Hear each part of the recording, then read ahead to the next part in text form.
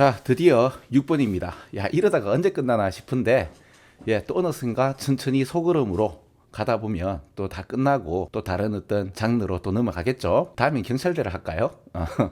자, 6번인데, 6번은 답은 좀 쉽게 구할 수 있어요. 근데 이 개념이 자꾸 나오네요. 오늘은 필요한 개념을 4단계로 나누어서 4단계를 먼저 설명하고 그리고 갈게요. 그 썰을 푸는데 2분이 넘지 않을 겁니다. 한번 해볼게요. 자, 1단계는 인간은 객관 사물을 그대로 복제, 리플리케이션 하는 존재가 아니고 해석, 인터프레테이션 하는 존재입니다. 그리고 그 이 해석된 우주의 표상, 레프레젠테이션입니다. 그래서 우리는 원래의 세상을 보는 게 아니고 해석된 세상을 보는 거죠. 이게 첫 번째 얘기고, 두 번째 얘기는 나의 제1자아는 환경입니다. 그러면 내가 본 이 세상은 내가 만들었다 해서 보통 나를 많이 살피는데, 이 자기 성찰에서 가장 간과하고 놓치는 분야가 바로 환경이죠. 그러니까 내가 왜 이런 생각을 하게 되는 이유는 내 자신을 가만히 고찰하는 만큼 그 환경을 고찰해야 돼요. 내가 왜 이런 방향으로 생각했느냐? 그건 환경입니다. 그러니까 그걸 제가 가장 쉽게 어떻게 표현하는가 하면, 여러분이 대학 가고 싶은 이유는 여러분들의 순수한 욕망이나 여러분들의 뜻을 세워서 간 게 아니고, 여러분들의 가장 근접한 환경 중에 부모님 중에서 가장 여러분들과 맞닿아 있는 분은 어머님. 그 어머님의 욕망이 여러분들의 욕망인 것처럼, 프랑스의 철학자인 락강이 타자의 욕망에 관련된 이야기를 한번 찾아보시면 됩니다. 우리는 첫 번째 단계에서 해석된 세계를 본다. 그 다음 두 번째, 이 해석된 세계는 내가 순수하게 만든 것이 아니라 환경에서 만들어지네요. 그죠? 자, 근데 이걸 뛰어넘는 사람들이 있죠. 근데 거의 없습니다. 그래 보시면 되고, 과학자? 근데 과학자는 아니죠. 이 과학 분야가 사실 이제 수능 공부를 좀 오래 하다 보면 과학이라는 것이 이제 진실을 규명하는 학문이 아니고요. 그죠? 과학자들이 어떻게 보면 지금 이 시대의 제사장들이죠. 그 종교적 도구만은 도전받으면 안 되듯이, 과학이라는 이제 과학자들도 이 관찰에서 귀납적 결과를 내는 듯 하지만, 과학자들도 사람이죠. 그 환경에, 즉 그 시대에 영향을 받아서 이 자기 생각대로 실험 측정 결과를 내는 신흥 종교인이라 그러면 제가 너무 많이 갔죠. 근데 이제 수능 문장이나 모의고사에서 보면 과학자들이 그 관측한 빛의 속도가 빠른 시대가 있었고요. 빛의 속도라는 거, 측정이라는 것은 객관적인 현상에 대한 측정인데, 과학자들의 어떤 자기 생각을 그 측정에 투여하죠. 그러다 보니 빛의 속도가 빨랐던 시대가 있고 빛의 속도가 늦었던 그런 시대가 있다는 것이 수능에 나옵니다. 매트릭스가 형성해준 어떤 무의식 툴로 우리가 세상을 보기 때문에, 정리하자면 1단계, 2단계, 3단계를 다 갔어요. 그 1단계는 우리는 객관 세계를 그대로 보지 않고 표상 해석된 세계로 본다. 그 다음 두 번째가 그 표상의 세계는 환경이 만들어준다. 세 번째는 과학이라는 틀을 가지고 객관적 세계를 보는 듯 하지만, 이것도 시대가 주는 어떤 프레임에 들어가서 과학이라는 척도로 뭐 과거의 역사를 조명한다든지, 아니면 과학의 틀로 뭐 예술이나 뭐 다른 여러 가지 분야에 접근을 했는데 그게 막 하다 실패하는 그런 얘기들이 수능 문장에 나와요. 어렵죠. 그래서 이제 과학이 불확실성을 선언하는 정도까지 나오고, 거기에 관련된 이야기들이 굉장히 많죠. 근데 이제 대중들은 그걸 원하진 않죠. 네, 여기까지.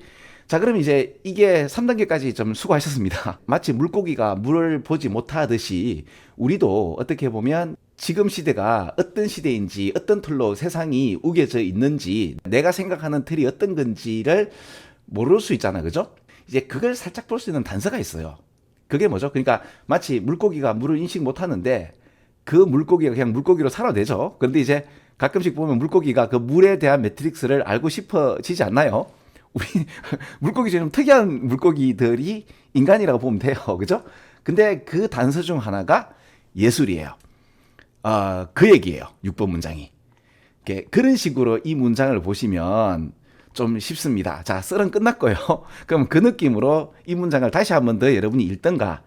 자, 그러면 지금 잠깐 포즈하고 여러분이 다시 한번 읽어보세요. 그러면 여러분들만의 어떤 해석으로 되게 잘 읽힐 겁니다. 원래 처음에 여러분이 읽었을 수도 있지만, 자, 다 읽었죠? 그러면 저랑 같이 또 해봅시다. 예술이 삶을 미러링 하는 거죠. 삶을 투영해서 보여주는 것이 예술 아닙니까? 삶을 미러링 하지 못하는 예술은 예술이 아니다까지 갔네요. 근데 이제 리플리케이션, 또 카핑, 그죠? 이거에 그대로 복제하는 것이 아니다라고 하죠. 그죠? 우리 인간이 본질적으로 있는 그대로를 투영하지 않습니다. 그 사진 찍듯이 그대로 보지 않고 리플렉트, 반영하는데 해석된 세상을 반영한단 말이에요. 그러면 reflect something, 자 목적어가 어디 있어요? 이게 목적어입니다. 그 다음에 원래 이 문장이 이렇게 가져야 되겠죠. 원래는 이렇게 가져야 되는데 빨갛게 한번 칠해볼까요?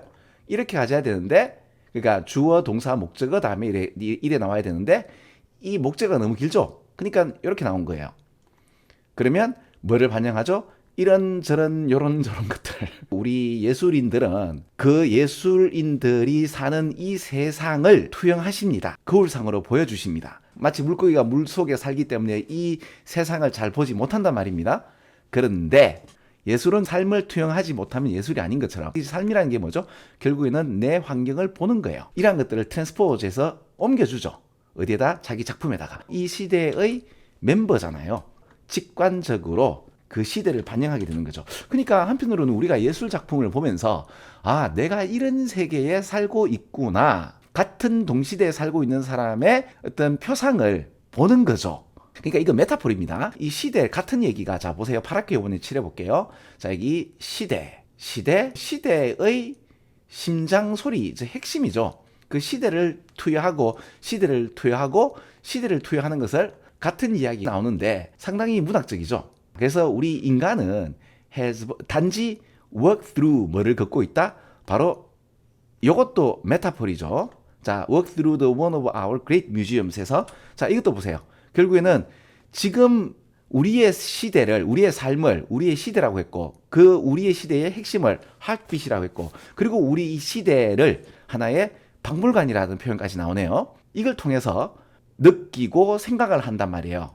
그쵸? 그러니까 환경이 주는 이 세계에 내 생각의 틀이 환경에서 나오고 그 환경을 통해서 느끼고 생각을 하게 되죠. 그쵸? 그것이 이때 삶이죠. 그리고 그것들이 중요하죠. 의식적으로, 무의식적으로 중요한 겁니다. 어디에? 바로 어떤 특정한, 또 나오네요. 시대에서. 한편으로는 이 시대를 제대로 아는 것도 중요하고, 그러다 보면 그 시대를 넘어서는 작품이 나오는 것들을 천재적이다라고 하는 거죠. 기본적인 거는 이 틀에서 벗어나지 못하는 것 같기도 해요. 그렇죠? 자, 물고기가 물을 보는 방법 중에 하나가 예술 작품이라고 해서 제가 얘기를 드렸는데, 여기도 이제 예를 들어서 특정한 다른 시대에 살았던 사람들이 그 시대의 시대 정신을 예술로 반영되는 얘기가 보이죠. 그러니까 초반에 이 중세 시대의 신비주의적인 하나의 정신이겠죠. 강력한 이 절제된 감정을 표현하는 것과 프랑스 18세기의 가볍고 즐거운, 여러분 이 게이라는 표현 자체가 이게 동성연애를 하는 사람들도 게이겠지만은 이게 형용사로서 명랑한이란 뜻으로 쓰니까 알아두시면서 그 시대를 반영하는 거죠. 자, 그래서 답은 예술가는 자신이 사는 시대를 작품에 반영한다가 맞고, 그렇게 어렵지 않은 얘기인데 제가 좀 썰을 좀 풀었습니다. 왜냐하면 이런 식의 이야기들은 다음에 또 나오는데 쉽게 나올 수도 있고 어렵게 나올 수 있고, 그래서 아무리 어렵게 나온다 하더라도 제가 지금 말씀드리는 요 틀에서 벗어나지는 않을 것 같아요. 한편으로는 21세기 초반에 이 정도의 어떤 정신 세계를 이제 우리 고등학교 학생들에게 요구한다는 것이 참 놀랍습니다. 그러나 또 한편으로는 이거 나쁘지 않습니다. 길게는 수백만 년 동안의 진화와 짧게는 1만 년 동안 문화의 핵심을 공부한다라고 하면, 우리 때 제가 고등학교 때 했던 문장하고는 아이고 완전 다르죠. 네, 재밌었나요? 이런 이야기가 재밌었으면 좋겠습니다. 그래, 재밌어야 됩니다. 그래야 앞으로 이런 문제들이 쉽게 잘 풀립니다. 잘 보입니다. 자, 계속 풀어가겠습니다. 여러분 안녕.